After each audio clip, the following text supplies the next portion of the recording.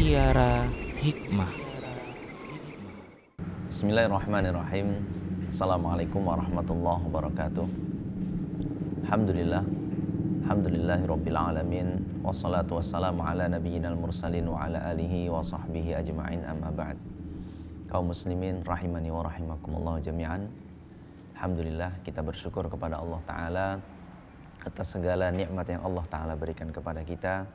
Semoga Allah Subhanahu wa Ta'ala jadikan kita hamba-hambanya yang senantiasa bersyukur atas segala nikmat-nikmat yang Allah Ta'ala berikan kepada kita, sehingga nikmat-nikmat ini terus ditambahkan oleh Allah Subhanahu wa Ta'ala sampai kita akhirnya nanti kembali kepada Allah Subhanahu wa Ta'ala.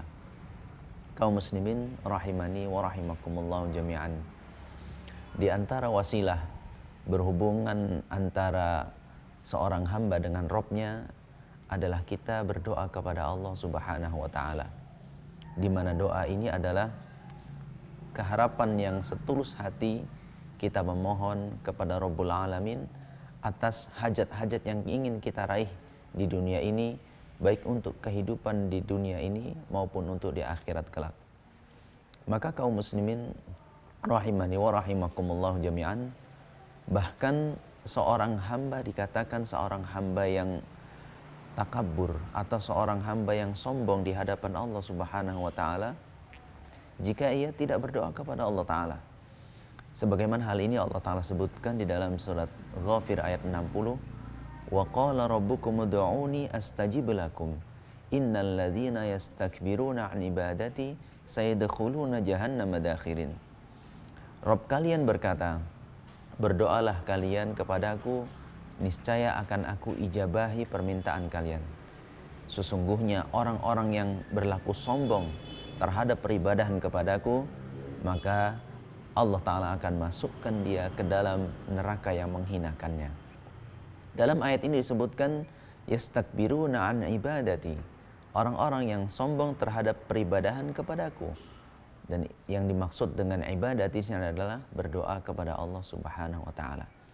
Hal ini juga dikuatkan dalam sebuah hadis dari Abu Hurairah radhiyallahu anhu yang dikeluarkan oleh Imam Ahmad dan Imam At-Tirmidzi dan dihasankan oleh Syekh Al-Albani rahimahullahu taala, di mana Rasulullah sallallahu alaihi wasallam bersabda, "Man lam yas'alillaha yaghdab alaihi." Siapa yang tidak berdoa atau tidak meminta kepada Allah Ta'ala, maka Allah Ta'ala murka kepadanya. Maka kaum muslimin rahimani wa rahimakumullah jami'an, di satu sisi Allah Subhanahu wa Ta'ala sangat menganjurkan kita, bahkan ini bisa dikatakan kewajiban bagi seorang hamba untuk berdoa kepada Allah Ta'ala. Dan di satu sisi memang hamba itu sendirilah yang membutuhkan untuk meminta kepada Rabb-Nya agar ia mendapatkan kebaikan-kebaikan yang ia harapkan ia raih di dunia ini ataupun di akhirat kelak. Kemudian kaum muslimin rahimani wa rahimakumullah jami'an, tentu dalam berdoa kepada Allah Ta'ala kita harus disesuaikan dengan adab-adab yang harus kita lakukan dalam berdoa. Di antaranya yang paling dominan adalah keikhlasan terhadap doa itu sendiri. Sebagaimana Allah Ta'ala firmankan, fad'ullaha mukhlishina lahuddin, berdoalah kalian kepadaku, berdoalah kalian kepada Allah Ta'ala dengan rasa ikhlas kepadanya. Maka benar-benar harus menghadirkan hati. Karena dalam sebuah hadis Rasulullah SAW katakan bahwasanya Allah Subhanahu wa Ta'ala tidak akan menerima doa dari hati yang lalai terhadap doa itu sendiri. Maka berdoa kepada Allah Ta'ala, tuluskanlah niat.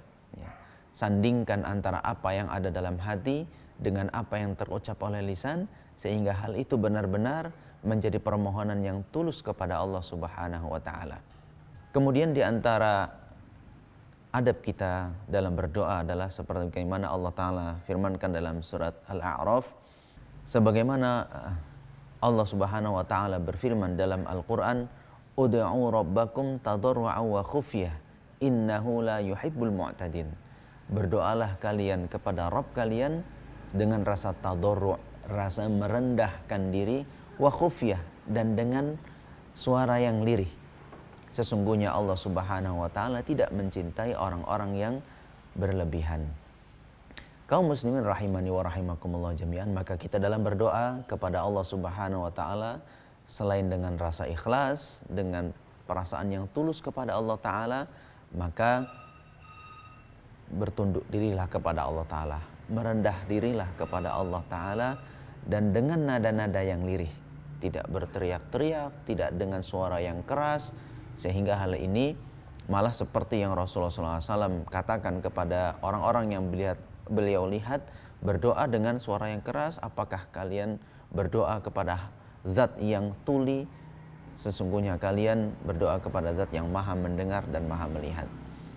Maka kaum muslimin rahimani wa rahimakumullah jami'an, berdoalah kepada Allah Ta'ala dengan perasaan ikhlas, dengan adab yang kuat kepada Allah Ta'ala, sehingga dengan demikian doa kita lebih kuat untuk diijabahi oleh Allah Subhanahu wa Ta'ala. Kemudian di sini ada sedikit tambahan dalam materi ini terkait tentang doa kepada Allah Ta'ala, tentang yang sekarang ini marak ya kita lakukan, berdoa di media sosial, di mana kita mendengar sebahagian saudara kita tertimpa musibah, atau sebahagian saudara kita mendapatkan nikmat dari Allah Subhanahu wa Ta'ala, sehingga tergugah hati kita untuk mendoakan mereka. Namun fenomena yang kita dapati, banyak orang yang doanya kemudian copy paste ya. Apa yang disampaikan oleh teman sebelumnya, ia copy lalu ia pastekan di captionnya ataupun di media sosial tersebut. Sebenarnya kaum muslimin rahimani wa rahimakumullah jami'an, dalam hal ini para ulama menyebutkan al-kitabatu tanzilu manzilatal qaul. Memang benar tulisan itu menduduki kedudukan ucapan. Benar tulisan itu juga bisa mewakili doa bagi seseorang.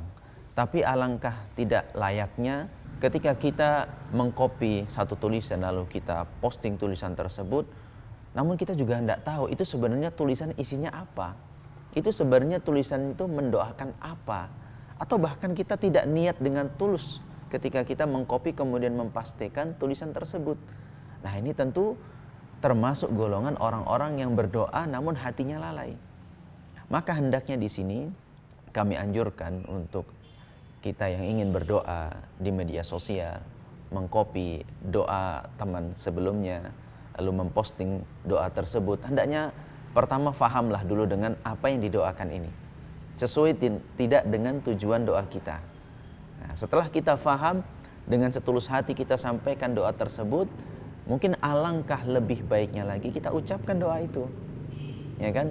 Misalnya kita beristirja atau mendoakan kebaikan untuk teman kita, ucapkan doa itu. Karena dalam Al-Quran banyak kita dapati doa-doa yang Allah Subhanahu wa Ta'ala abadikan dalam Al-Quran. Di antaranya adalah sebagaimana Allah Subhanahu wa Ta'ala sebutkan dalam surat Ibrahim ayat 355. Allah Subhanahu wa Ta'ala mengabadikan doa Nabiullah Ibrahim alaihissalam. Wa in qala Ibrahimu rabbi ja'al hadzal balada aminan wajnubni wa baniya an na'budal asnam.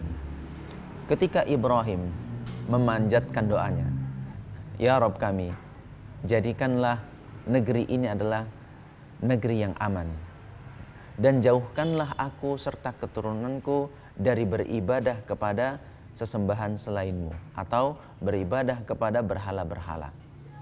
Maka di sini Allah Ta'ala menggunakan ayat-ayat wa il qala, menggunakan qaul, ucapan. Artinya benar-benar Nabi Ibrahim itu mengucapkan doanya. Dan ayat-ayat seperti ini banyak. Maka alangkah lebih baiknya ketika kita mengcopy satu doa di media sosial, lalu kita sampaikan doa itu melalui tulisan untuk saudara kita, maka kita lengkapi lagi dengan ucapan lisan, agar benar-benar itu terucap dan tulus dari kita, sehingga ijabah doa ini pun lebih dekat kepada Allah Subhanahu wa Ta'ala.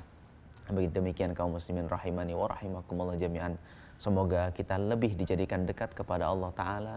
Berdoa, dengan itu kita juga menyampaikan hal-hal yang kita butuhkan kepada Allah Subhanahu wa Ta'ala, sehingga benar-benar hubungan seorang hamba dengan Rabb-nya ini terjalin dengan baik, di mana memang doa ini adalah mukhul ibadah. Dia adalah inti dari peribadahan kita kepada Allah Subhanahu wa Ta'ala. Semoga bermanfaat bagi kita semua. Aqulu qouli hadza wa astaghfirullah li wa lakum innahu huwal ghafurur rahim. Wassalamualaikum warahmatullahi wabarakatuh.